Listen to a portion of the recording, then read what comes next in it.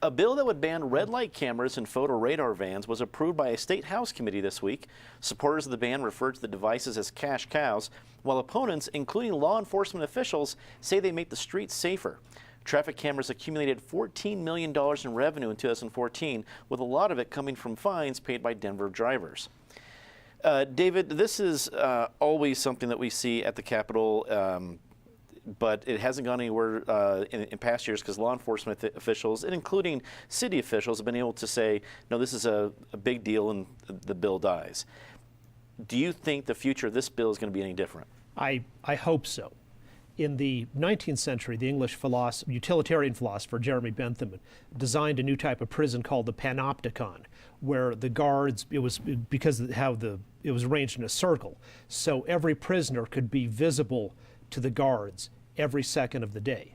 The 20th century French postmodernist philosopher Michel Foucault talked about how society in general was becoming that panopticon, with people under constant surveillance. And things have gotten a lot worse since he wrote that several decades ago.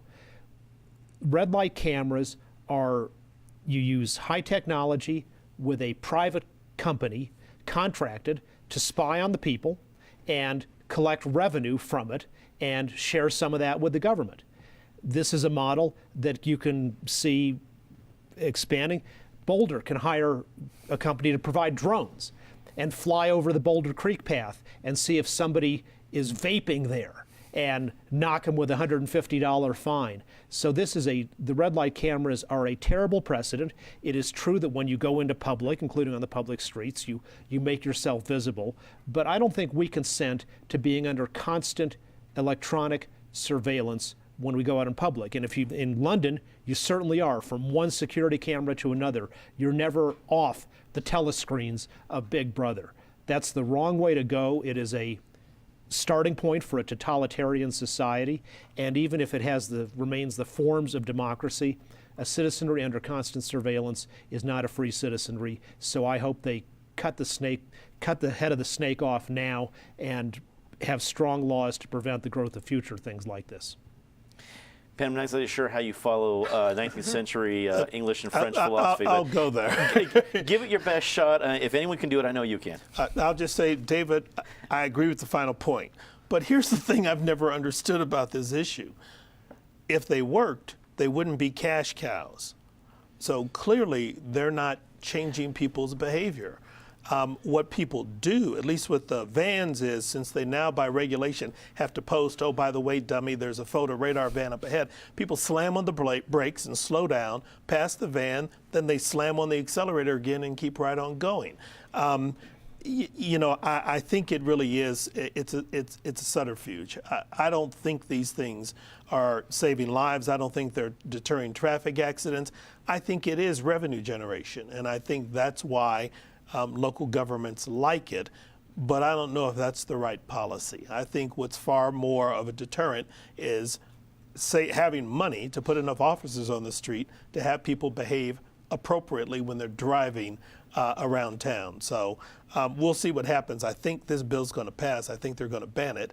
I know when I was there, we had a couple of legislators who frankly put some of the regs in place now because they were tired of collecting these tickets when they came to Denver to come up and sit in the Capitol. Eli, you are our guy in Capitol Hill. Is this going to get to the governor's desk? I think it could this year. I think because of the change dynamic, and I mean, it's not an issue that cuts totally along partisan lines. There are a lot of Democrats that are sort of divided on it. Mm-hmm. Most Republicans don't like it because they're a little more libertarian. I mean, I was sort of in awe of the Foucault reference and the Bentham reference. I also think that's a little bit over the top to say that because there are cameras on red lights trying to enforce traffic laws and probably generating a lot of revenue for the municipalities that use them, that we're all under surveillance. I mean, look, there are cameras everywhere, and whether these are banned or not, people in public are going to have to understand there are cameras everywhere, and a lot of them are people's cell phones, and police officers have to understand. I mean, that's just the new reality in the 21st century.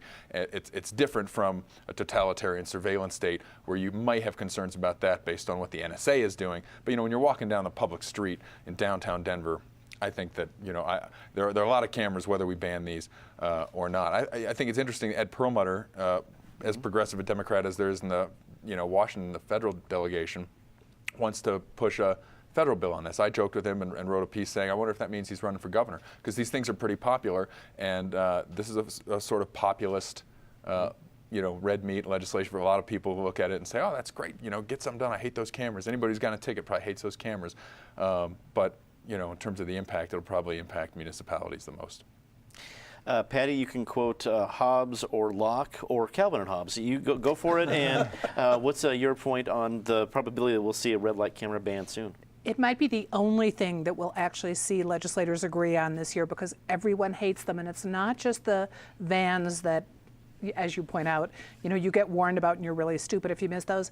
But the bigger problem is if you have the red light, you don't have a judgment call there. Your wheel goes, your tire is 3 feet too far up, you stop, you still get the ticket, you have to fight the ticket.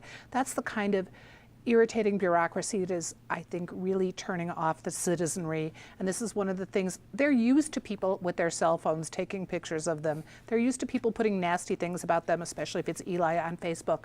People are used to this now, but you at least want to be able to fight back, and you can't do it with the red light tickets for the most part. So I think we'll see this pass, and it'll be really fascinating to see if pro-motors able to get it through Congress. That's very true.